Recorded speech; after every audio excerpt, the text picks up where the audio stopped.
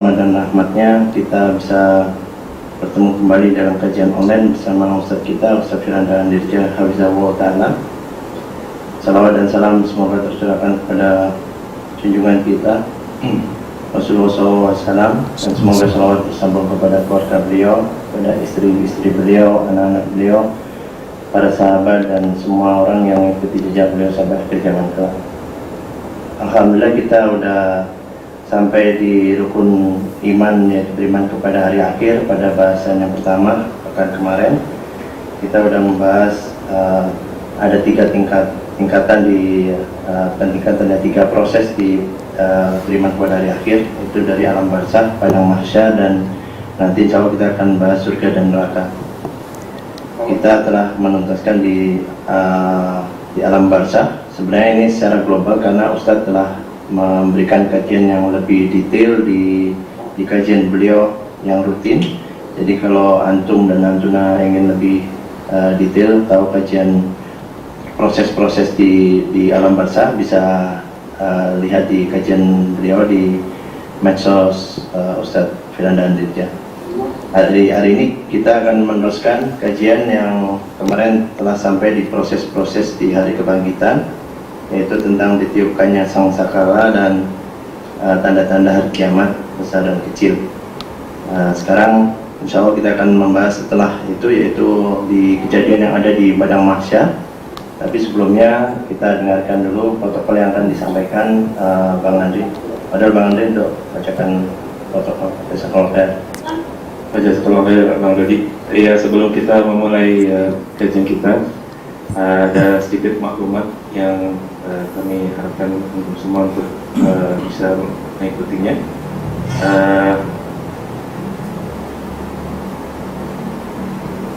Yang pertama adalah kami mengharapkan antum semua untuk menggunakan nama sebenarnya sehingga mudah untuk dikenali.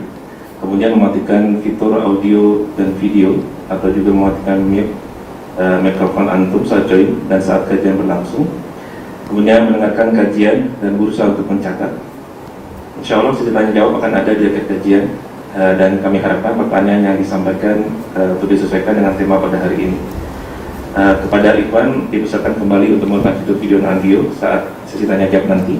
Sementara untuk akhwat, kami mengharapkan untuk dapat dikirimkan pertanyaan kepada kami agar bisa kami bacakan kepada Ustaz insya Allah.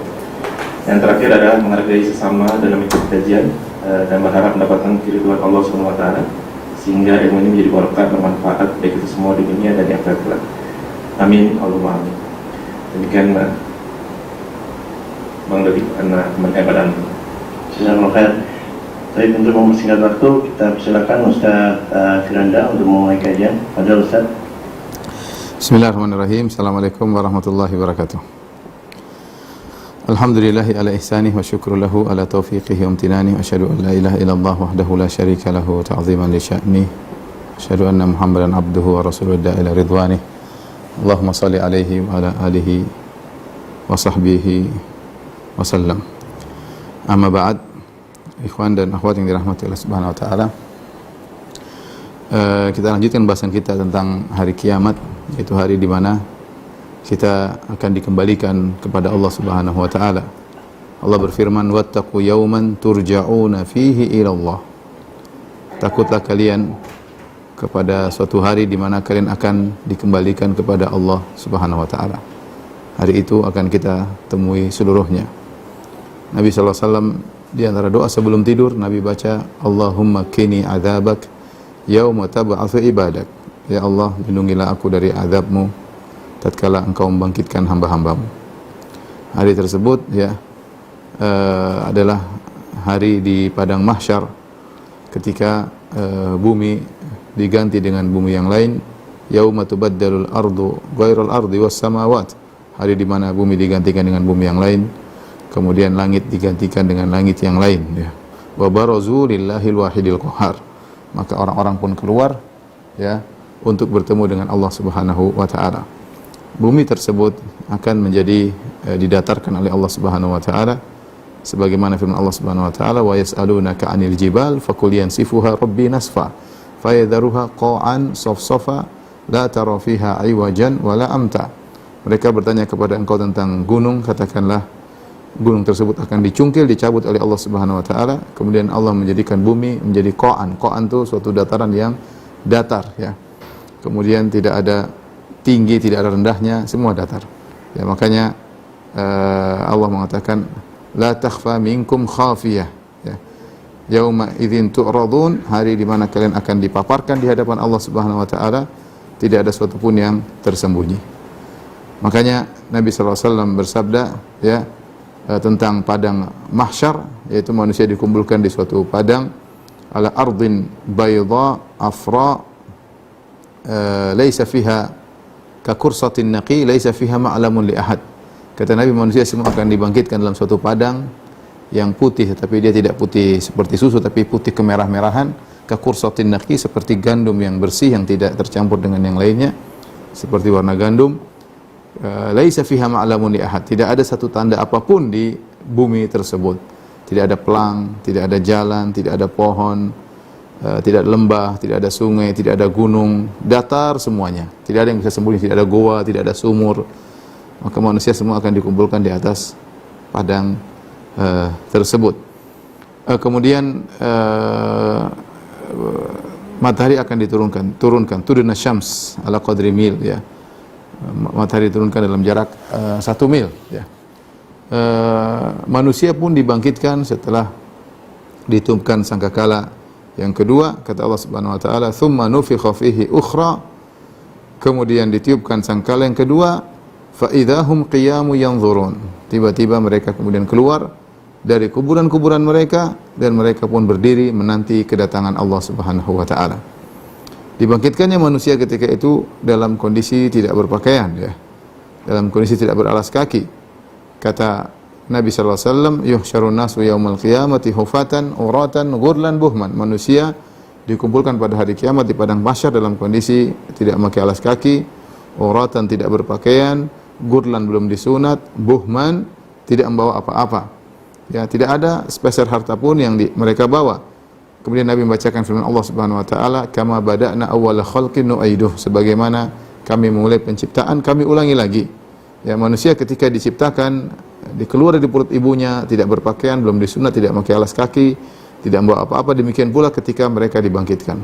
Aisyah radhiyallahu taala anha ketika mendengar Nabi bercerita pada hari kiamat kelak manusia akan dibangkitkan dalam kondisi tidak berpakaian, maka Aisyah berkata, "Ya Rasulullah, rijal wan nisa, ya Rasulullah, laki-laki dan perempuan barang-barang dibangkitkan." Kata Nabi, "Ya, alaysa yanzuru ba'dhum ila awrati ba'd?" Bukankah sebagian akan melirik kepada aurat yang lain?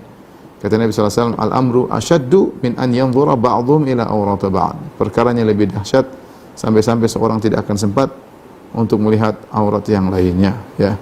Ini hari yang Allah Subhanahu wa taala menyuruh kita untuk takut dengan hari tersebut.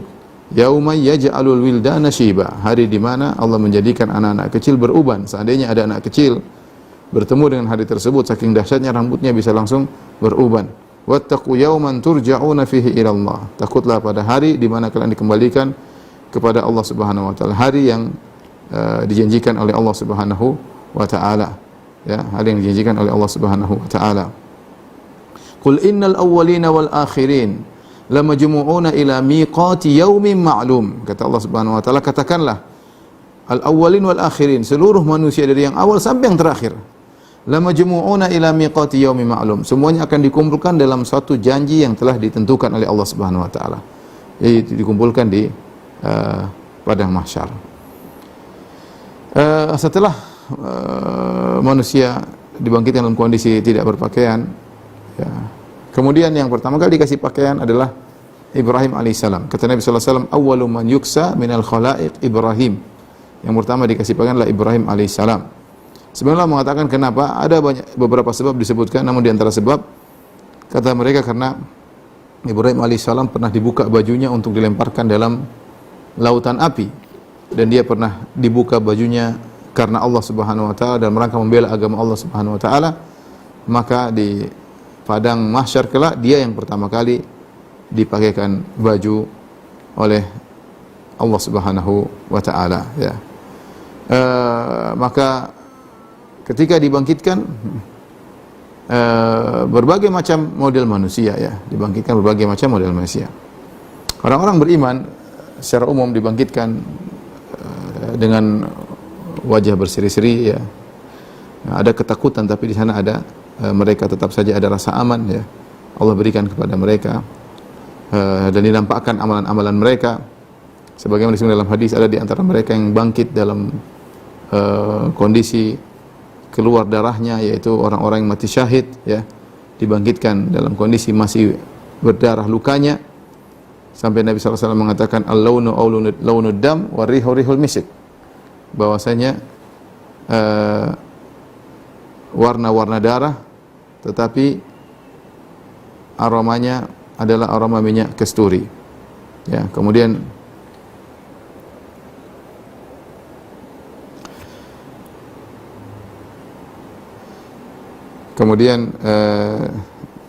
di antaranya seperti Nabi SAW sebutkan, ya, tentang orang-orang yang suka azan, maka Nabi SAW mengatakan inna al-muadzinin atwalun nasi anaqan yaumal qiyamah. Sungguhnya orang-orang yang azan, maka mereka akan paling tinggi leher mereka pada hari kiamat kelak, dilihat oleh orang-orang di padang mahsyar.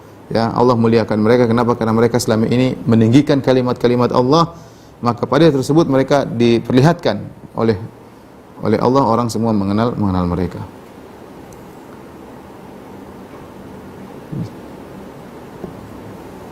Kemudian juga misalnya, ya, seperti orang-orang yang berpuasa, maka keluar dari mulut mereka aroma yang harum, ya. Kata Nabi sallallahu alaihi wasallam, wala khalufu fami shaim atyabu indallahi min rihil misik. Sungguhnya aroma mulut orang yang sedang berpuasa lebih harum di sisi Allah daripada aroma minyak kasturi. Sebab Allah mengatakan ini terjadi tatkala hari kiamat. Intinya orang-orang yang bertakwa dimuliakan oleh Allah Subhanahu wa taala, ya. Makanya Allah mengatakan yauma nahsyurul muttaqina ila ar-rahmani wafda. Hari di mana kami menggiring orang-orang yang bertakwa wafda. Wafda itu apa ya bahasa Indonesia? Seperti tamu, delegasi. Mereka dimuliakan oleh Allah Subhanahu wa taala. Wa nasuqul mujrimina ila jahannam wirda. Adapun orang kafir maka kami giring mereka seperti menggiring hewan-hewan, dipermalukan oleh Allah Subhanahu wa taala. Orang-orang kafir maka mereka dibangkitkan dalam kondisi mengenaskan, wajah mereka hitam penuh dengan debu. Kemudian kata Allah dalam ayat yang lain, wa nahsyurul mujrimina yauma idzin zurqa, kami kumpulkan orang-orang mujrimin dalam kondisi wajah mereka biru, ya. Ada yang mengatakan tubuh mereka seluruhnya biru, ada yang mengatakan mata mereka biru saking takutnya, saking hausnya yang mereka rasakan. Dihinakan wajah mereka. Yauma tabyaddu wujuh wa taswaddu wujuh, hari di mana ada wajah yang putih yaitu orang beriman, wa taswaddu wujuh, ada wajah yang hitam yang orang kafir. Ya, nampak mereka dipermalukan pada hari kiamat kelak. Bahkan mereka berjalan di atas wajah mereka, ya. Inilah orang kafir. Pelaku maksiat juga akan dinampakkan oleh Allah pada hari kiamat tersebut, ya. Sebagaimana orang yang suka minta-minta pada hari kiamat kelak akan datang pada hari kiamat, walaisa ala wajhi muz'atul lahmin, tidak ada daging pun di wajahnya. Kenapa? Selama di dunia minta-minta, tidak punya malu, ya, air malu yang ada di wajahnya dia buang demi untuk meraih sebagian harta, tidak punya malu, minta-minta sama orang, akhirnya Allah hilangkan daging wajahnya ketika dia dibangkitkan, ya.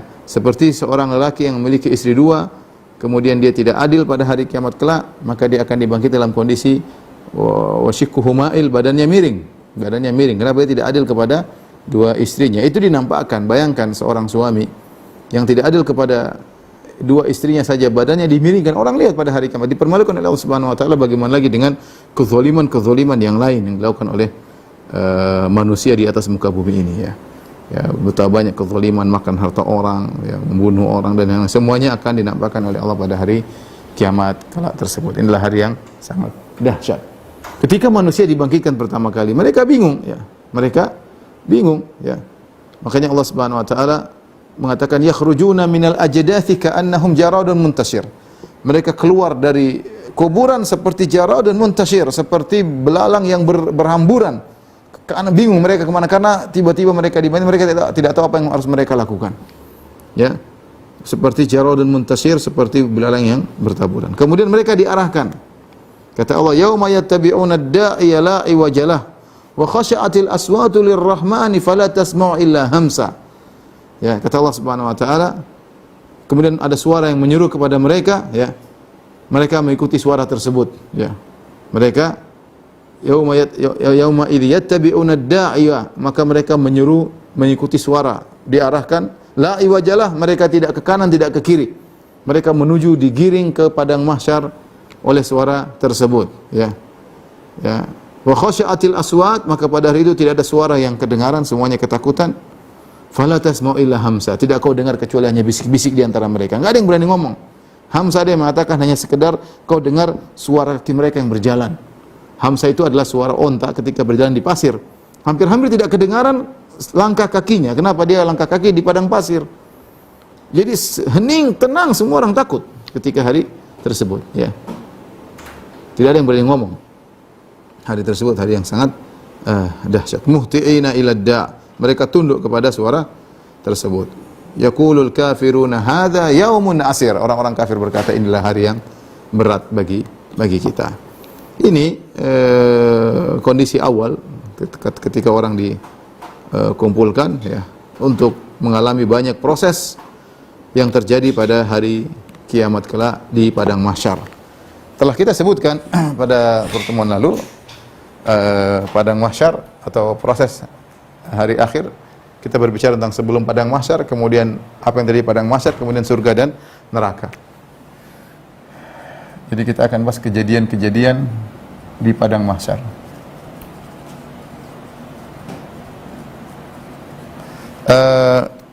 Di padang mahsyar Allah mengatakan fi yaumin kana miqdaru 50 alf sanah. Ini 50.000 tahun. Proses ini 50.000 tahun dan banyak kejadian-kejadian di padang mahsyar yang sebenarnya mengatakan jika dirangkai waktu yang terjadi di padang mahsyar ini adalah 50.000 tahun. 50.000 tahun. Makanya ketika orang kafir dibangkitkan, kata Allah Subhanahu wa taala, yatakhafatuna bainahum illa bistum illa 10. Nahnu a'lamu bima yaquluna idh yaqulu amsaluhum tariqatan illa bistum illa yauma. Ketika mereka dibangkitkan orang kafir, mereka sering bisik-bisik di antara mereka. Kita ini hidup di dunia berapa lama? Cuma 10 hari. Kenapa? Karena mereka tahu perjalanan hari kiamat yang begitu panjang. Ini 50.000 tahun cuma di padang mahsyar, belum nanti surga dan neraka yang abadi. Sehingga mereka rasakan 60 tahun, 70 tahun di atas muka bumi, ya. Taruhlah 100 tahun di atas muka bumi, itu terasa hanya 10 hari. Kata Allah, nahnu a'lamu bima yaqulun, kami lebih tahu tentang apa yang mereka bicarakan, bisik-bisikan. Idh yaqulu amsaluhum tariqatan illa bistum illa yauma. Tatkala mereka mengatakan, ada yang kita kayaknya tinggal cuma 10 hari di bumi. Ada yang mengatakan, enggak, kita cuma 1 hari di muka bumi. Kenapa? Karena dahsyatnya hari tersebut dan tidak ada bandingannya antara kehidupan dunia dengan kehidupan akhirat. Seakan-akan di dunia cuma sehari. Ya. Qala kam labithtum fil ardi adada sinin. Qalu labithna yawman aw ba'dha yawmin. Ketika ditanya kepada mereka orang kafir, berapa lama kalian tinggal di atas muka bumi? Kata mereka, kami hanya tinggal 1 hari atau sebagian hari. Bayangkan. Ka'annahum yawma yarawnaha lam yalbathu illa 'ashiyatan aw duhaha. Tatkala mereka menyaksikan hari kiamat, mereka menyangka tinggal di bumi cuma hanya waktu duha, waktu sore.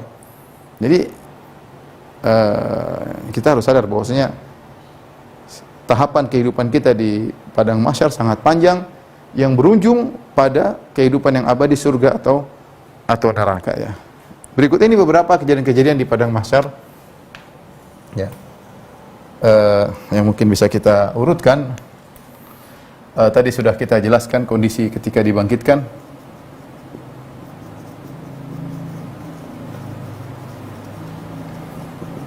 Ya.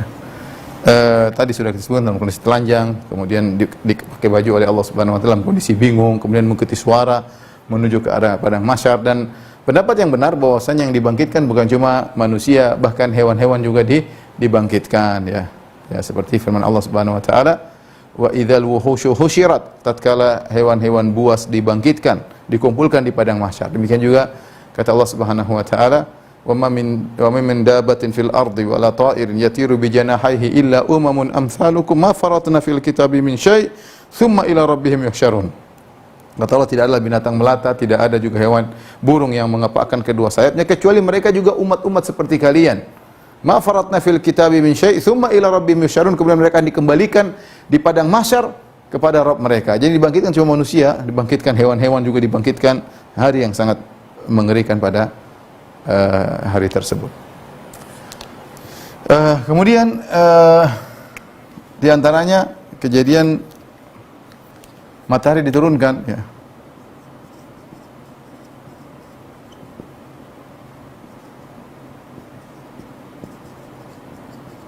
Diturunkan dengan jarak 1 mil. 1 mil kurang lebih 1,8 kilometer. Ya. Dan itu sudah sekarang aja yang jaraknya kata ahli fisika jaraknya 150 juta kilometer saja sudah panasnya luar biasa. Bagaimana lagi jarak dengan 1,8 kilometer. Kemudian kata Nabi SAW, wa yakunun nas fil araq ala qadri a'malihim. Maka ketika itu orang-orang dalam keringat sesuai dengan kadar amalan mereka. Sesuai dengan kadar amalan mereka. Faminhum man yakuna araquhu ila ka'bai. Di antara mereka ada yang air keringatnya bercucuran cuma sampai di kedua mata kakinya. Wa minhum ila rukbatai. Di antara mereka ada yang keringatnya lebih banyak sampai bercucuran sampai di lututnya. Wa minhum ila haqawai. Di antara mereka ada yang lebih bercucuran lagi keringatnya. Semakin sedikit amalannya, semakin banyak keringatnya, semakin kepanasan, semakin kepayahan. Sampai di pinggangnya. Wa minhum man yuljimuhul araqu iljaman. Di antara mereka ada yang sampai di mulutnya. Sampai di mulutnya tentu ini lebih parah lagi, ya. Kondisi sangat parah ketika itu, ya. Manusia dalam kondisi kehausan. Kemudian mereka berdiri, ya. Mereka dalam kondisi berdiri. Manusia berdiri. Tidak ada yang duduk, ya. Menanti kedatangan Allah.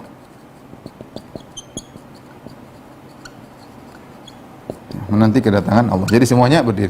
Fa idzahum qiyamu yanzurun, kata Allah Subhanahu wa taala. Fa idzahum qiyamun yanzurun. Tiba-tiba mereka berdiri, qiyamun berdiri menanti kedatangan Allah Subhanahu wa taala. Ketika kondisi sangat memayahkan, mereka tidak kuat, maka mereka datang kepada para nabi untuk meminta syafaat yang disebut dengan asy-syafaat al-uzma.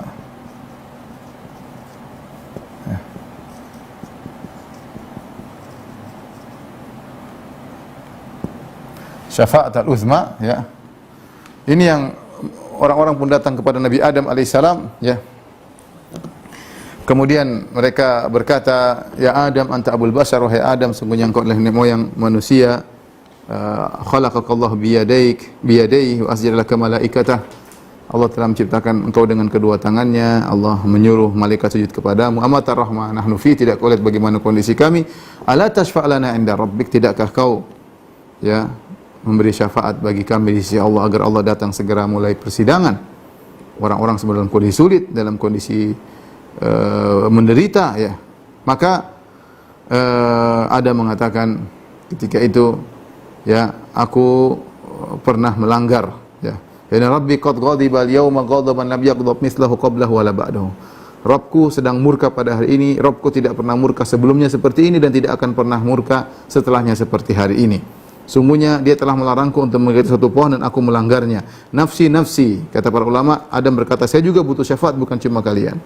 Adam alaihissalam ketika itu mengingat kesalahannya. Yang kesalahannya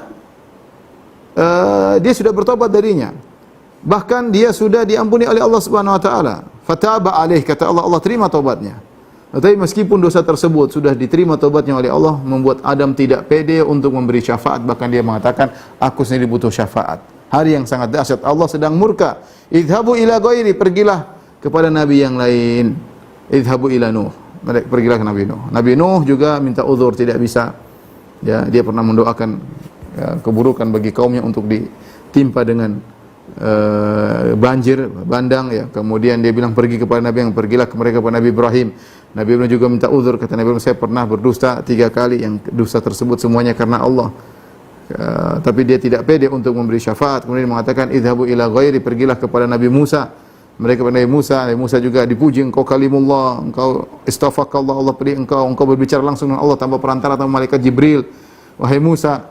Kemudian Nabi Musa berkata, inni qad qataltu nafsan lam umar bi qatliha, aku pernah membunuh satu jiwa yang aku tidak diperintahkan untuk membunuhnya. Nafsi nafsi nafsi, aku juga butuh syafaat. Pergi ke nabi yang lain.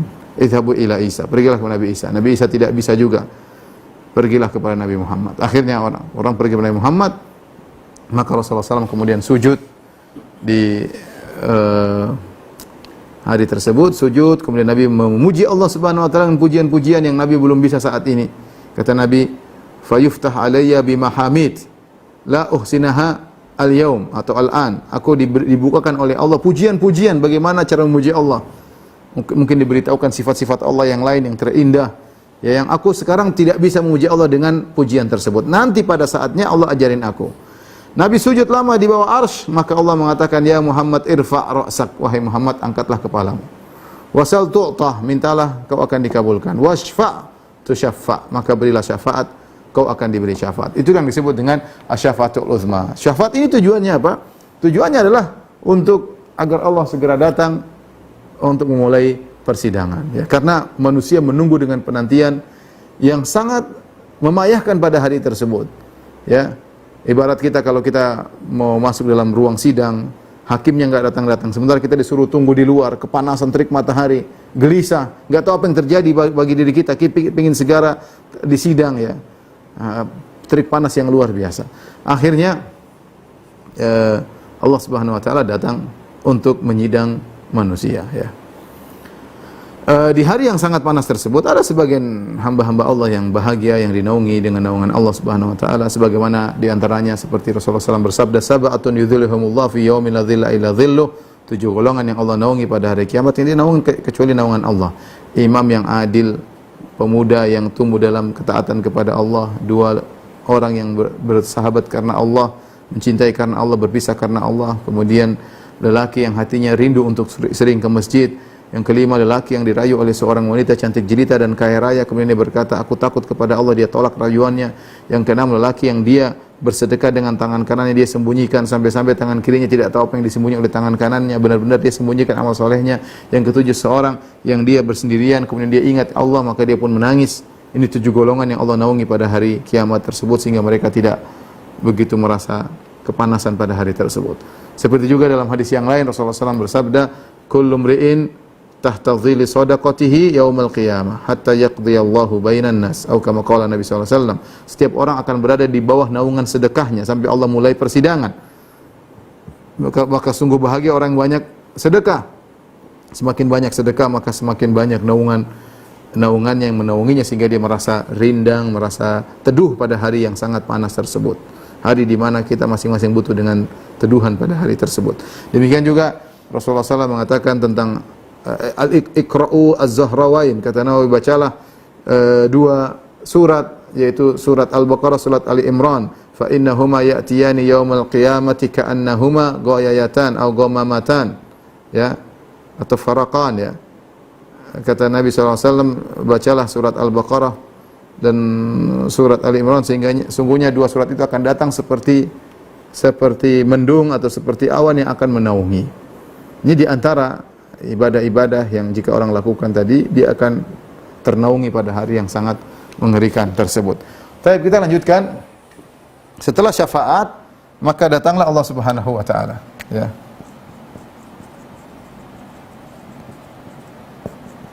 Ya. Seperti firman Allah Subhanahu wa taala, "Wa jaa'a rabbuka wal malaku saffan saffa." Datanglah Rabbmu dan malaikat bersaf-saf. Jadi kedatangan Allah diiringi dengan datangnya malaikat yang bersaf-saf, ya. Allah datang buat apa? Untuk memulai persidangan. Untuk memulai persidangan. Ini semua kita imani, ya. Adapun bertanya bagaimana Allah datang, oh itu Allah alam, kita nggak usah bicarakan. Yang penting Allah datang, Allah akan mulai persidangan. Tidak bisa kita kiaskan alam akhirat dengan, ya, alam nyata. Kita aja tidak bisa kiaskan dunia maya dengan dunia nyata, apalagi kita mau kiaskan alam akhirat dengan alam nyata. Yang penting Allah datang, Allah akan mulai persidangan. Allah akan mulai persidangan. Taib. Di depan kita ada namanya hisab, ada namanya sidang, ya. Wallahu alam mana yang lebih dahulu dilakukan. Ada namanya hisab, ada namanya sidang ya. Ya. Hisab kalau bahasa kita boleh kita artikan dengan audit ya. Di audit. Tujuannya adalah untuk mengklasifikasikan tujuannya untuk apa? Untuk memastikan ya atau menjelaskan dan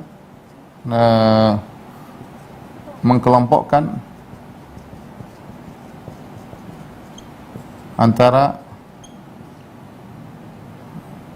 pahala dan dosa ya. Sehingga mana pahala, mana dosa diketahui pada hari tersebut dengan adanya hisab. Mana pahala, mana dosa. Itu tujuan daripada hisab. Adapun sidang ya. Sidang maka ini adalah penyelesaian permasalahan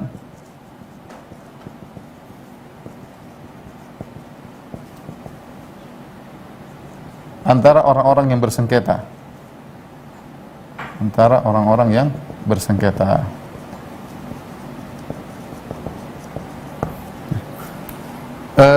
Hisab ada dua, ya, hisab ada dua.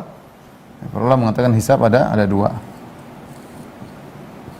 Ada namanya hisaban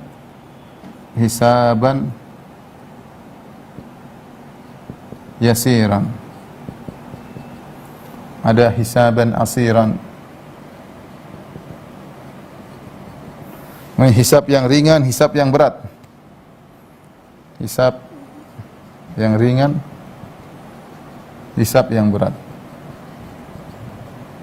Hisab yang berat disebut juga dengan al-ard, disebut juga dengan al-munaqashah. Al-munaqashah. Adapun hisab yang ringan disebut juga al-ard, pemaparan ya. Ini dua model hisab ya. Tentu ada orang-orang yang tidak dihisab, yaitu orang-orang beriman yang iman mereka sangat tinggi ya. Iman mereka sangat tinggi, tawakal mereka sangat tinggi kepada Allah. Di antaranya kata Nabi, wa ma'ahum sab'una alfan yadkhuluna al-jannata bighairi hisabin wala adzab. Di antara umatku ada 70.000 orang masuk surga tanpa azab dan tanpa hisab. Dan dalam sebagian riwayat ma'akulli alfin sab'una alfan. Dalam sebagian riwayat Nabi fastazattu rabbi, aku minta tambah kepada Rabbku. Fazadani, Allah beri tambahan kepadaku. Setiap 1.000 bawa 70.000. Setiap 1.000 bawa 70.000. Jadi 70.000 pertama ditambah lagi 70.000 kali 70 ya. Jadi sehingga jumlah semuanya 70.000 kali 71 ya. Tidak begitu. Ya banyak, tapi manusia jumlahnya mungkin miliaran atau triliun, wallahu a'lam bishawab. Intinya ada orang-orang yang masuk surga tanpa azab dan tanpa hisab. Ya, jumlah mereka 70.000 kali 71 ya. Baik. Orang-orang kafir maka ada khilaf di kalangan para ulama. Apa mereka dihisab atau tidak? Yang dirojikan oleh para ulama mereka dihisab. Dihisab untuk apa? Untuk Allah menunjukkan keadilan dan agar diketahui bagaimana derajat mereka di neraka jahanam. Karena neraka darokat, bertingkat-tingkat. Maka semakin banyak kemaksiatan yang mereka lakukan, tentu semakin terpuruk mereka di dalam neraka tersebut. Allah Maha Adil. Orang-orang kafir pun tidak dihisab dengan hisab yang diadab dengan adab yang sama. Tidak, Allah Maha Adil. Nah, hisab yasir ini yang Allah hanya mendekatkan seorang mukmin antara Allah dengan dia. Kemudian Allah Subhanahu wa taala thumma yadha alaihi kanafahu, kemudian Allah menutupnya sehingga tidak ada yang lihat antara dia berdua dengan Allah Subhanahu wa taala. Kemudian Allah membuka catatan amalnya. Allah mengatakan, "Alaisa qad amilta kadza yauma kadza wa kadza?" Bukankah kau pernah melakukan demikian? Kau pernah melakukan dosa ini? Kata dia, "Benar ya Rabb, benar ya Rabb." Benar ya Rabb, diakui semua. Ya, sampai ketika dia merasa akan binasa, maka Allah mengatakan, "Qad satartuha 'alaika fid dunya wa ana aghfiruha lakal yaum." Di dunia aku menutupi aib-aibmu ini, orang tidak ada yang tahu di dunia. Sekarang aku ampuni. Itu disebut dengan al-ard. Jadi hisab yang ringan, Allah tidak membongkar semuanya. Allah hanya memberikan sampel-sampel maksiat yang pasti kita pernah lakukan. Kemudian Allah katakan, di dunia aku tutupi maksiatmu dan sekarang aku ampuni dosa-dosamu. Maka hisabnya dengan hisab yang ringan. Adapun hisab yang asir disebut al-munaqashah. Kata Nabi SAW, "Man nuqishal hisab udzib." Barang siapa yang dimunaqashah, didetailkan oleh Allah pertanyaan-pertanyaannya, maka dia akan terazab. Inilah pelaku-pelaku maksiat ketika ditanya, ya Allah dengan detail begini maksiat satu persatu Allah bongkar, tidak ada yang terluput. Makanya ketika mereka melihat catatan amal, ya mereka heran, mereka mengatakan mali hadzal kitabi la yughadiru shaghiratan wala kabiratan illa ahsaha. Ini buku catatan amal apa ini? Jadi sebelum mereka dihisab dikasih catatan amal. Ya. Kata Allah, "Iqra kitabak kafa bi nafsikal yauma hasiba." Terbuka buku tersebut kemudian disuruh baca. Sampai mereka mengatakan buku catatan apa seperti ini? Tidak ada yang tersisa, yang besar yang kecil semuanya diperlihatkan. Filenya ada. Ya, sekarang kalau kita gampangannya, kalau kita mau rekam jejak, seandainya kalau Google atau Apple atau kemudian membuka file, dia bisa aja buka file kita. Apa yang pernah kita lihat, apa yang pernah kita tengok, apa yang pernah kita tulis, tapi dia nggak buka. Kalau Google saja di dunia, ya Google atau Apple atau yang lainnya yang ada di internet mampu membongkar file kita dengan jumlah manusia miliaran, dia bisa bongkar kalau dia mau. Bagaimana dengan Rabbul Alamin, Allah Subhanahu wa taala? Allah akan bongkar file tersebut, mudah bagi Allah Subhanahu, semua tercatat. Sekarang aja kita bisa dicatat. Ya, kalau orang ada misalnya Intel pengen tahu tentang kita, dia bisa masuk internet, bisa lihat apa yang pernah kita lihat, apa yang pernah kita tulis, rekam jejak kita ketahuan semuanya, apa yang pernah kita nonton, bisa ketahuan. Apalagi nanti pada hari kiamat. Ya. Maka ketika orang-orang pelaku maksiat dimunaqasyah, maka kata Nabi, manukishal hisab udzib, barang siapa yang disidang dimunaqasyah, ya, itu ditanya-tanya secara detail, dia akan tersiksa. Tersiksa kata Imam Nawawi dari dua sisi. Tersiksa ketika dia ditanya-tanya, tersiksa, dibongkar, kau kenapa begini, wah, mengerikan. Yang kedua, dia tersiksa karena ujungnya dia akan masuk neraka jahanam. Makanya di antara doa Nabi SAW, Allah hasibna hisaban yasiran. Ya Allah, hisablah kami dengan hisab yang ringan. Ya, semoga kita semua dihisab dengan ringan, bahkan semoga kita bisa dimasukkan surga tanpa hisab sama sekali. Taib. Setelah dihisab, ya, maka diklasifikasikan nih amal soleh, ini amal buruk. Tujuannya apa? Untuk ditimbang. Sederhananya ini, jadi hisab ini adalah muqaddimah untuk ditimbang. Setelah itu sidang. Nah, sidang ini ketika terjadi sidang, yang pertama kali kalau hisab, yang pertama dihisab adalah salat, ya. Awwalu ma yahsabul abdu min amalihi salat. Yang pertama dihisab adalah salat. Kemudian hisab banyak, hartanya dihisab, amalnya dihisab, kesehatannya dihisab, umurnya dihisab, banyak, urusannya panjang, ya. Tapi wa huwa sari'ul hisab, Allah hisabnya cepat. Entah bagaimana caranya, urusan Allah Subhanahu wa taala. Tapi ingat, yang mau dihisab kita banyak sekali. Saya sering sampaikan, semakin orang punya banyak akun, semakin banyak hisabnya. Punya Twitter, hisabnya panjang. Punya akun YouTube, punya semuanya hisabnya panjang. Adapun sidang yang pertama kali diurusin oleh Allah di antara orang-orang adalah masalah darah. Awalu, ya, man yuqdha bainan nas fid dima, ya. Yang pertama kali diurusin masalah darah. Perkara yang pertama disidangkan adalah masalah darah. Ya, karena ini kezaliman yang luar biasa, apalagi sampai membunuh, sampai disebutkan seorang yang terbunuh di akhirat kelak, dia berjalan sambil memegang kepalanya, dia gandeng orang yang bunuh dia kepalanya dia pegang, jadi kepalanya dia pegang kepalanya. Kepalanya ngomong, "Ya Rabbi, hadza qad qatalani." Ya Rabbku, si fulan telah membunuhku. Allah bertanya, "Kenapa kau bunuh dia?" Ada yang menjawab karena begini, ada yang menjawab saya bunuh dia karena berjihad di jalan Allah. Itu lain cerita. Tapi intinya terjadi, ya. Terjadi sidang, ya. Maka ikhwan, ini hari mengerikan tatkala terjadi sidang antara manusia satu dengan yang lainnya. Sampai dalam hadis kata Nabi SAW, tidak ada seorang pun penghuni surga yang masuk surga kecuali penghuni neraka sudah mengambil haknya semuanya. Tidak ada ente bangga-bangga punya amal salat, ente zalimi orang banyak banget, ente sebelum masuk surga mulai tahan dulu sama disidang dulu kalau apa yang terjadi, maka pahala-pahala kita ditransfer ini mengerikan, ya. Makanya di antara orang yang merugi sebagaimana hadis yang masyhur kata Nabi SAW, ya, al-muflisu min ummati. Ketika Nabi bertanya, atadruna manil muflis, tahukah kalian apa itu orang yang bangkrut? Para sahabat, al-muflisu fina man la dinar wala dirham wala mata'. Orang muflis bangkrut itu kalau tidak punya dinar, tidak punya dirham, tidak punya dolar, tidak punya rupiah, tidak punya aset. Kata Nabi, bukan itu yang paling berbahaya. Al-muflisu min ummati, orang yang bangkrut pada hari kiamat. Dia bangkrut, dia mungkin dihisab pahalanya banyak nih. Tapi gimana dia bisa dikatakan bangkrut? Man ya'ti yaumal qiyamah, ya. Waqad syatama hadza, ternyata hari kiamat di dunia dulu dia pernah memaki si fulan. Hati-hati ya, tukang maki-maki zaman politik, maki-maki hati-hati. Ya, tukang kritik-kritik yang enggak benar, kemudian tukang tulis-tulis komentar, hati-hati. Anda kalau yakin apa yang Anda lakukan apa, tapi ingat di sana ada sidang. Kalau kita salah ngomong, salah perbuatan, salah nuduh, hati-hati ya. Bisa jadi kita menjadi orang yang merugi waliyadzubillah pada hari kiamat. Wa yati wa qad syatama hadza, dia telah memaki si fulan. Wa qad daraba hadza, dia pernah memukul si fulan. Ya. Wa qadhafa hadza, dia pernah menuduh si fulan tuduhan mungkin berzina dan yang lainnya dia tuduh. Wa akhadha mal hadza, dia pernah mengambil harta si fulan. Wa safaka dama hadza, dan dia pernah menumpahkan darah si fulan. Ya. Fa yu'ta hadza min hasanati, maka kebaikan yang sudah dihisab tadi di-offer kepada orang dia zalimi. Wa hadza min hasanati, di-offer. Pahala salatnya, pahala zakatnya, pahala puasanya di-offer. Fa in faniyat hasanatuhu, kalau kebaikannya sudah habis, qabla an yuqdha ma alaihi, sebelum dia bayar hutang-hutangnya, maka dosa-dosa mereka yang diambil di-offer kepada dia. Ya. Ya akhi, saya tanya sama antum sekarang, siapa yang orang kita zalimi, mungkin dia lupa. Saya pernah ngomongin siapa, saya pernah gibahin siapa, saya pernah ngejek siapa, saya pernah menghina siapa, lupa kita.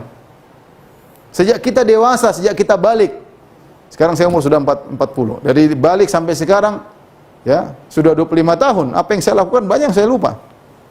Alhamdulillah kalau Allah membuat kita ingat, saya pernah zalim si fulan, saya minta maaf. Ya, orang saking banyak zalimnya, saking banyak gibahnya, saking banyak mencaci orang, dia lupa dengan apa yang dia lakukan. Dia anggap biasa-biasa saja. Enggak biasa, hari kiamat tidak biasa. Ini ada masalahnya, sidang. Ente bilang orang misalnya ente dasar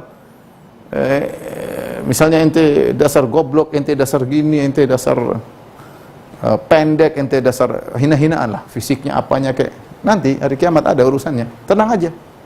Ente digibain, tenang aja. Ente jangan gibain orang. Ya. Saya bilang tadi kalau kita ditanya tentang zaliman yang kita lakukan, dia lupa. Siapa yang orang sudah pernah kita gibai? Lupa, saya aja lupa saya. Siapa aja yang pernah saya gibai? Tapi nanti hari kiamat, makanya kita minta ampun sekarang kalau tidak repot. Ya. Baik. Jadi di sidang masalah darah, kemudian masalah-masalah yang harta dan yang lainnya, kita nipu orang, yang lain kita ngambil harta orang. Setelah itu, setelah sidang selesai semua, baru masuk pada berikutnya adalah mizan, ya. Timbangan. Timbangan ini tentunya panjang lebar, tapi singkatnya aja, timbangan memiliki dua sifat.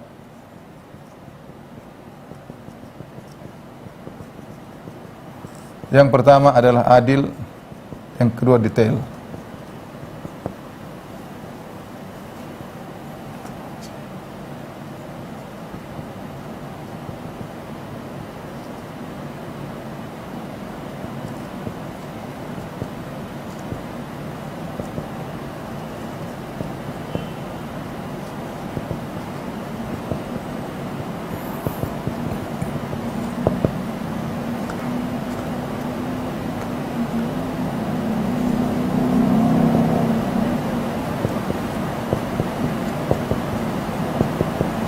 Kata Allah Subhanahu wa taala, kami meletakkan wa nadha'ul mawazin al-qista li yaumil qiyamah. Pada hari kiamat kami meletakkan timbangan-timbangan, al-mawazin, timbangan yang adil, ini adil kata Allah. Pada hari kiamat, fala tuzlamu nafsun syai'a, maka tidak ada yang dizalimi kata Allah. Kata Allah, fala takhafu zulman wala hadma. Jangan khawatir kamu dizalimi dan jangan kamu khawatir hadma, yaitu kebaikanmu dikurangi, enggak ada, tenang. Allah adil. Allah adil. Tidak ada kezaliman ditambah-tambah, nanggung dosa orang lain, enggak ada. Wala taziru waziratu wizra ukhra, tidak seorang akan memikul dosa orang lain, enggak. Kalau dia tidak punya andil, dia tidak akan mikul. Meskipun satu kampungnya semua bermaksiat, dia tidak akan tanggung dosa kampungnya. Meskipun di rumahnya ternyata dia sudah nasihati keluarganya, tidak, tetap saja ngeyel bermaksiat, dia tidak akan tanggung. Allah adil. Ya. Fala tuzlamu nafsun syai'a, tidak satu jiwa pun yang dizalimi. Ya. Tidak ada pahalanya dikurangi. Fala takhafu dzulman wala hadma. Tidak ada pahala yang dikurangi. Kemudian yang kedua detail, wa in kanat mithla habbatin min khardalin ataina biha. Kalau khardalin ya meskipun sebesar biji sawi, detail. Ataina biha, kami akan datangkan pada hari kiamat untuk disidang. Makanya kata Luqman kepada putranya, ya bunayya innaha in takum mithqala habbatin min khardalin fatakun fi sakhratin aw fi samawati aw fil ardi ya'ti biha Allah innallaha latifun khabir. Wahai putraku, kau melakukan apapun kebajikan atau keburukan, sekecil apapun kebajikan tersebut, sekecil apapun keburukan tersebut, fatakun fi sakhrah, apakah tersembunyi dalam batu, kebajikan apapun sekecil apapun, keburukan apapun sekecil apapun disembunyikan dalam batu, au fis samawat, atau dilemparkan luar angkasa, au fil ardi, atau terbenam dalam bumi, ya'ti biha Allah, Allah akan datangkan, Allah akan timbang pada hari kiamat kelak, ya. Allah akan timbang pada hari kiamat kelak. Dari timbangan inilah akan nampak bagaimana hasilnya. Maka hasil timbangan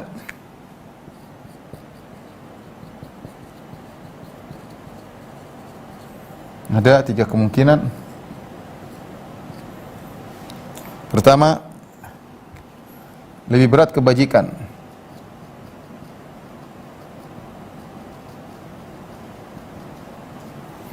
Yang kedua, lebih berat dosa. Yang ketiga, sama berat. Lebih berat kebajikan, maka ini masuk surga. Sama berat, ini disebut ashabul a'raf. A'raf itu semacam tempat yang tinggi yang berada di antara surga dan neraka. Kata Allah, wa 'alal a'rafi rijalun ya'rifuna kullam bisimahum wa nadaw ashabal jannati an salamun 'alaikum lam yadkhuluha wa hum yatma'un wa idza surifat absaruhum tilqa ashabin nari qalu rabbana la taj'alna ma'al qaumidz zalimin. Di antara surga dan neraka ada tempatnya agak tinggi, ditempati oleh beberapa orang. Siapa mereka? Ashabul a'raf, yang timbangan antara kebajikan dan keburukan sama. Ya. Di total ternyata sama. Mereka tidak langsung mau surga, mereka juga tidak masuk neraka, dihentikan oleh suatu tempat. Mereka lihat penghuni surga, mereka berharap bisa seperti penghuni surga. Mereka melihat penghuni neraka, dan mereka lihat bagaimana yang disiksa, dan mereka tidak ingin seperti penghuni neraka. Akhirnya Allah masukkan mereka ke dalam surga. Ini ujungnya juga masuk surga. Ditahan sebentar, ditahan, lalu dimasukkan surga.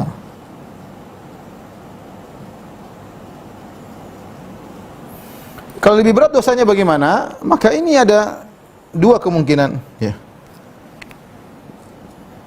Jika dimaafkan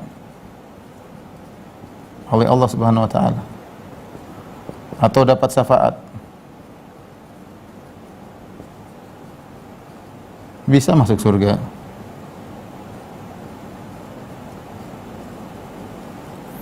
Jika tidak, maka masuk neraka. Kalau orang dosanya lebih banyak, dilihat juga bisa jadi Allah ampuni. Ya, dengan rahmat Allah bisa jadi dapat syafaat entah dari Nabi Muhammad SAW atau dari saudara-saudara yang soleh, teman-temannya, atau dari anaknya yang meninggal sebelum balik misalnya. Intinya, kalau ternyata tidak ada sebab buat dia selamat, maka dia harusnya masuk neraka. Setelah mizan, kita lanjutkan. Maka setelah itu, ya, ada namanya zulmah, kegelapan.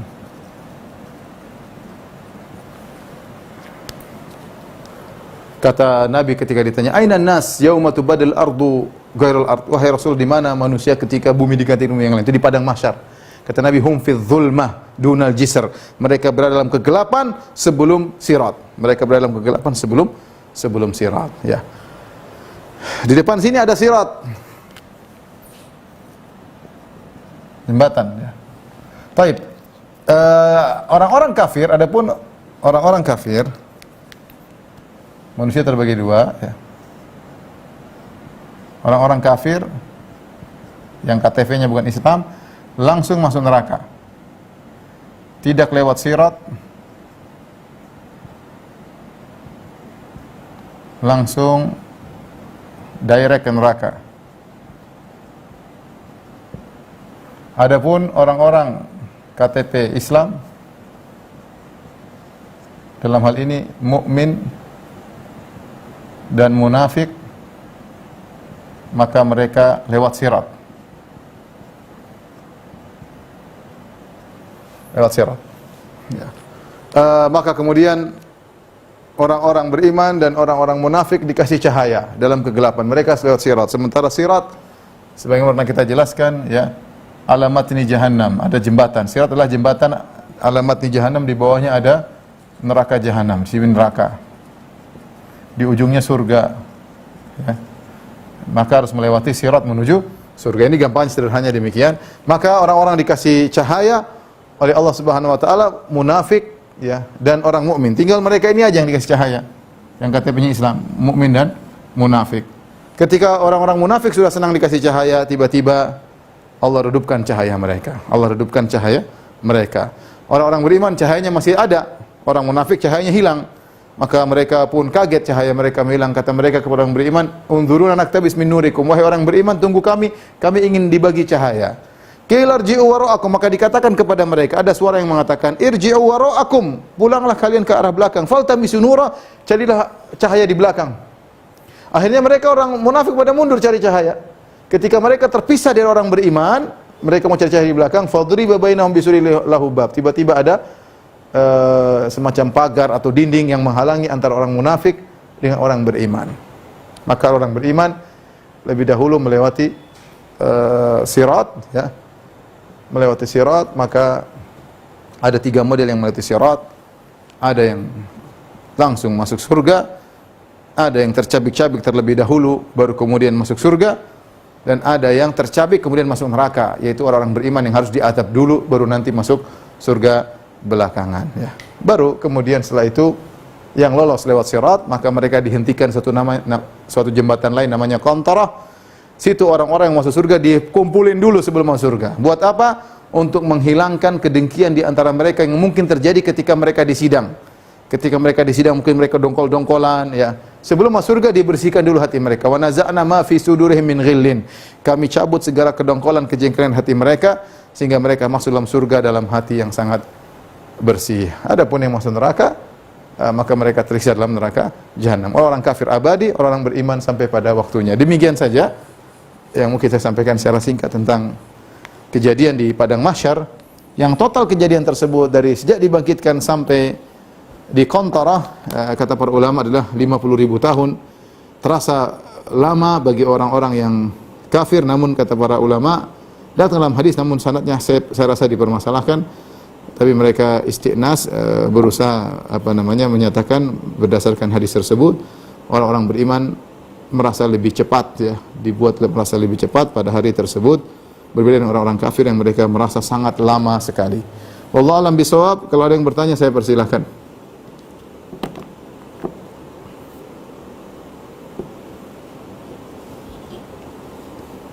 Ini suaranya.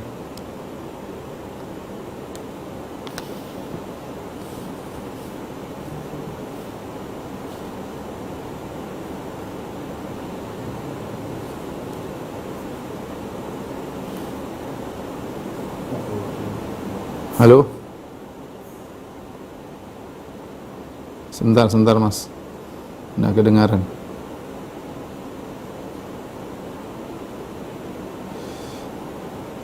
Halo? Halo? Ya, oke. Ya, bisa. Mungkin kita bisa mulai bacakan pertanyaan ya, Bang De. Ya. Baik. Baca mungkin atau bisa bacakan yang masuk. Oke. Beberapa sekali pertanyaan yang masuk. Beberapa memang agak mirip.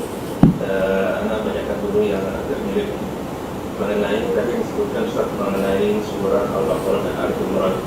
Kalau kita biasanya di surah membaca Al-Fatihah setiap pekan, bagaimana dengan bacaan surah Al-Baqarah dan Al-Imran, yang apakah ini juga menjadi amalan hari atau makanan Ustaz? Karena tadi belum disebutkan waktunya, dan kalau tidak bisa dibaca secara cepat, kalau misalnya subuh habis, apakah juga sama mendapatkan keutamaan? Mohon saja. Allah alam, saya tidak tahu ada bacaan surat Al-Baqarah secara total dari awal sampai akhir harian, ya. Tidak ada riwayat yang menunjukkan akan tersebut. Tetapi ulama mengatakan, ya, kita punya perhatian dengan surat ini. Sama seperti masalah baca surat Al-Mulk. Surat Al-Mulk, Tabarakalladzi biyadihil mulk, disebut dengan Al-Munjiyah, menyelamatkan orang dari azab kubur. Adapun riwayat yang mengatakan dibaca tiap malam, setahu saya riwayatnya lemah. Tapi kata para ulama, adapun riwayat bahwasanya dia adalah penyelamat dari azab kubur, hadisnya sahih. Cuma yang tiap malam yang dia bermasalah. Terus bagaimana? Yaitu kata para ulama, yang penting kita punya perhatian terhadap surat tersebut. Artinya sesekali kita baca, kita suka dengan surat tersebut, kita punya perhatian terhadap surat tersebut, ya. Saya rasa demikian pula dengan Al-Baqarah, dengan Ali Imran. Jadi kita punya perhatian. Mungkin lebih daripada surat-surat yang lainnya, ya. Kita punya perhatian karena ada fadilah khusus tentang surat Al-Baqarah dengan surat Ali Imran. Sebagaimana Nabi memberikan keutamaan khusus seperti surat 3 Qul dibaca setelah sholat misalnya. Tapi intinya tidak ada dalil khusus yang menunjukkan tiap hari atau tiap pekan, tapi kita punya perhatian khusus. Lain halnya dengan surat Al-Kahfi. Surat Al-Kahfi dianjurkan untuk baca setiap hari Jumat atau malam Jumat. Berdasarkan hadis yang mauquf, ya, tetapi maknanya dimarfukan oleh para ulama. Intinya dia bukan berkaitan, wallahu alam, dia bukan berkaitan dengan di padang mahsyar, tapi kalau tetap dia dapat pahala. Quran secara umum memberi syafaat, tetapi surat Al-Kahfi adalah dia memberi cahaya antara seorang sampai Jumat berikutnya. Artinya dia dibimbing oleh Allah. Kalau kita baca surat Al-Kahfi hari Jumat ini, insya Allah kita dibimbing, dimudahkan, dijauhkan dari kemaksiatan, dijauhkan dari keburukan sampai kita bertemu Jumat berikutnya. Wallahu a'lam bishawab. Mungkin yang pertanyaan yang hampir sama kita bacakan dulu aja. Ini ada mungkin ada 7 orang, 5-6 orang ini Ustaz. Intinya, Assalamualaikum warahmatullahi wabarakatuh Ustaz. Apakah jika ada orang yang berbuat zalim kepada kita atau kita berbuat zalim kepada orang lain dan belum meminta maaf, apakah kita sudah dimaafkan atau memaafkan? Sehingga apakah ini akan tetap dihisab atas perkara tersebut Ustaz, walaupun kita atau mereka yang kita zalimin tidak memaafkan satu sama lainnya? Ya, kalau seorang berbuat zalim kepada orang lain dan tidak dimaafkan oleh orang yang dizalimi, maka ini yang disebut dengan sidang. Lain halnya kalau dia maafkan sudah selesai. Ya, kalau selesai tidak ada perlu persidangan, sudah dimaafkan, dia sudah menjatuhkan haknya. Kalau misalnya kita dizalimi orang, di depan kita 2 pilihan, ya. Kalau kita dizalimi orang, depan kita ada 2 pilihan. Kita maafkan atau kita tidak maafkan. Kalau kita maafkan, maka pahalanya lebih besar. Terus pahalanya lebih besar daripada kalau kita tidak maafkan, kita minta dia transfer pahalanya nanti pada hari kiamat. Ya. Kalau kita maafkan, pahalanya lebih besar. Tapi kalau kita tidak maafkan, dan kalau kita maafkan, kita lebih tentram di dunia, lebih enak, lebih nyaman, hati lebih lapang. Ya Allah beri hidayah kepada hati kita, maka maafkan lebih mudah. Tapi kalau nggak kuat, saya nggak bisa maafkan, jengkel, ya, hak manusia tidak maafkan, ya mungkin dia dongkol, dia jengkel, dan hari kiamat dia bisa tuntut. Wallahu a'lam bishawab.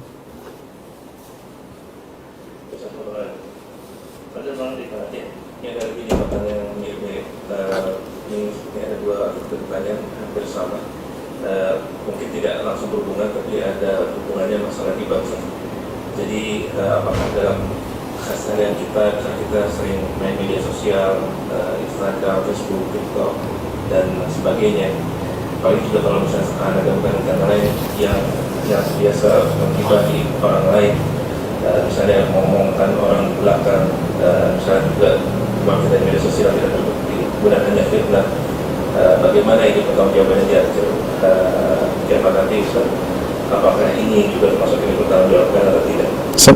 Semua. Jangankan semua. Ma yalfidhu min qaulin, tidak satu lafal pun illa ladai raqibun atid. Tidak satu lafal pun yang keluar, jangan kata-kata, satu kata pun, satu kata keluar kecuali tercatat oleh malaikat. Apa fungsinya dicatat kalau nggak dipertanggungjawabkan?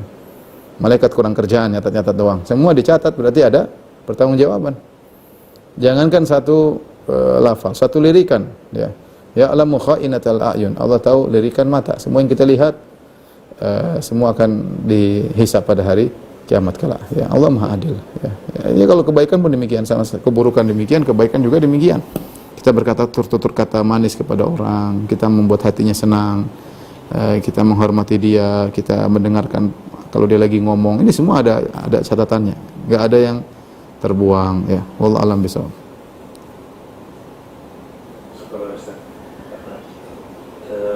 pertanyaan yang mendasar, di mana sebenarnya padang mahsyar itu, Ustaz? Padang mahsyar ada khilaf, apakah padang mahsyar itu adalah suatu bumi baru yang Allah bikin ataukah bumi yang kita pijak sekarang yang dimodifikasi. Ini berdasarkan firman Allah, yauma tubaddalul ardu ghairal ardi was samawat.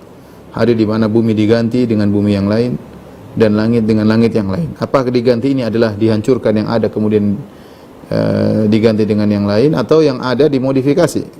Wallahu a'lam bishawab, saya lebih condong kepada yang ada dimodifikasi. Makanya tadi Allah mengadakan proses gempa bumi, kemudian gunung dihancurkan, kemudian bumi wa idzal ardu muddat, ketika bumi ditarik didatarkan. Ini menunjukkan wallahu alam padang mahsyar itu adalah bumi yang kita pijak ini hanya dimodif oleh Allah menjadi lebih luas, didatarkan ya, sampai di antara tafsir firman Allah Subhanahu wa taala, yauma idzin tuhadditsu akhbaraha, hari di mana bumi membicarakan tentang kabar-kabarnya, yaitu dia akan menjadi saksi.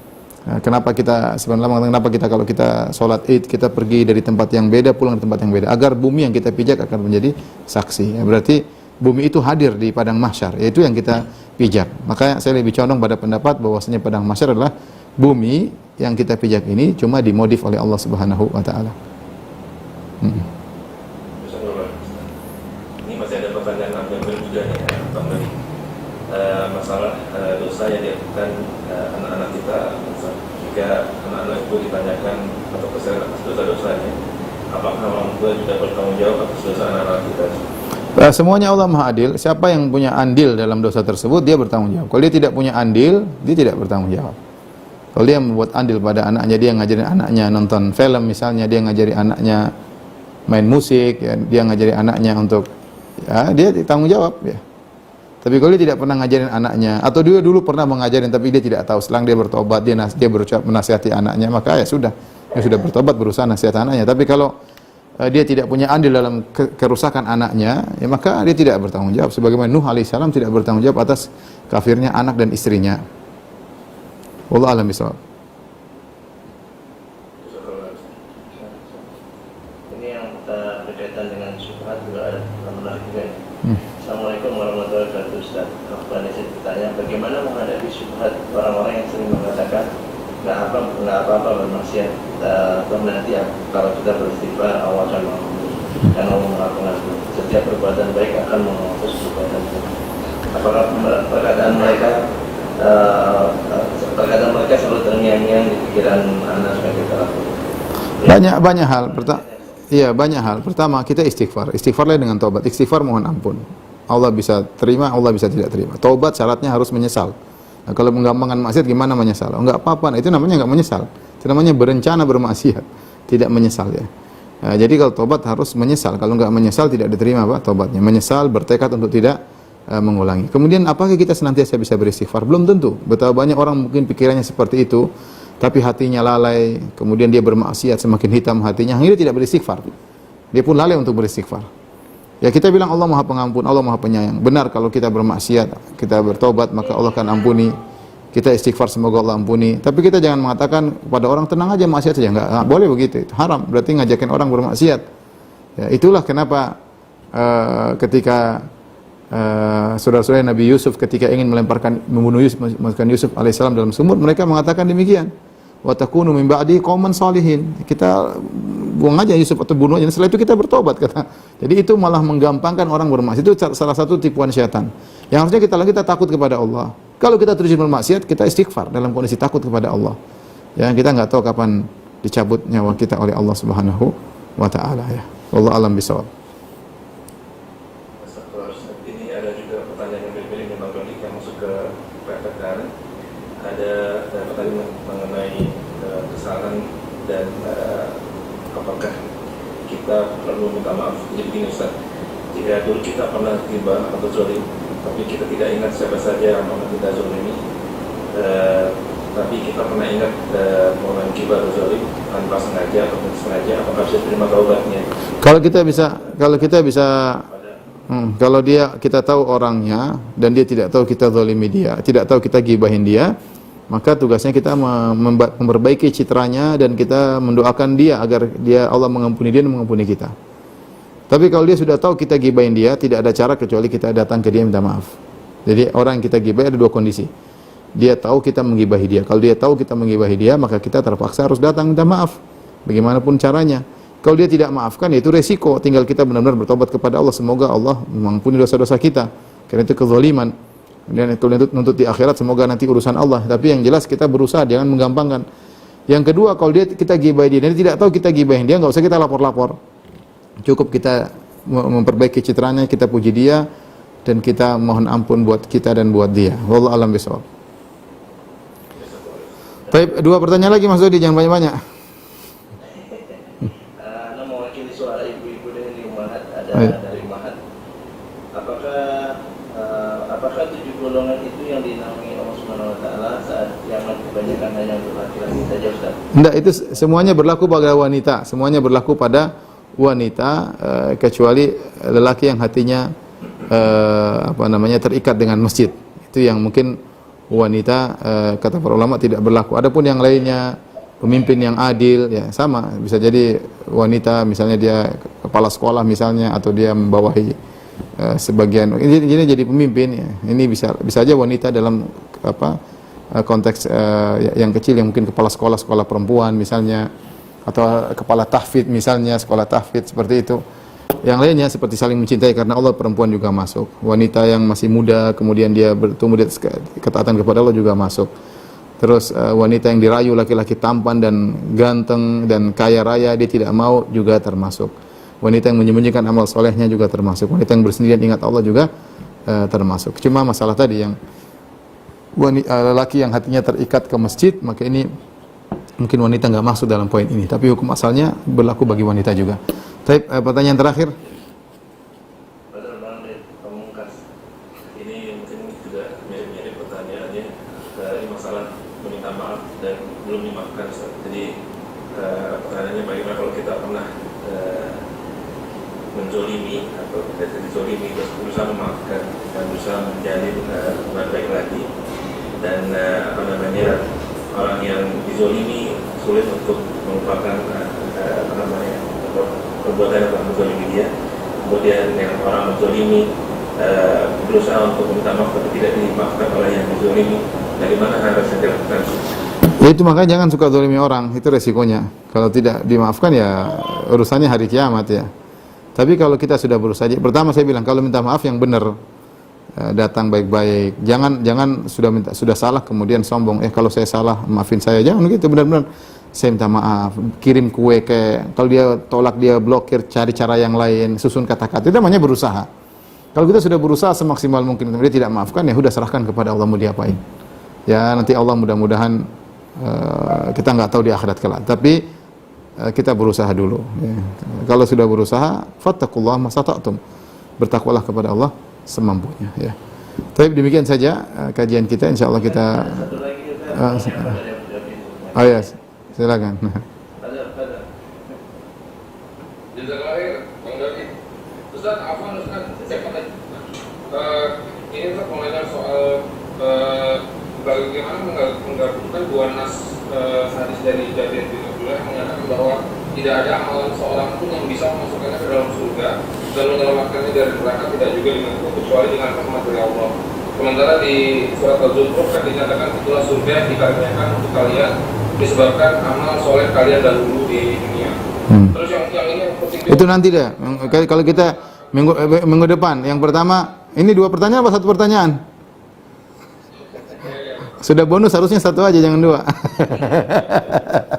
Abu Atar mengenai pertanyaan itu pekan depan. Nanti kita bahas surga pekan depan insyaallah, atau neraka dulu. Itu penting, tapi nanti saya diingatkan.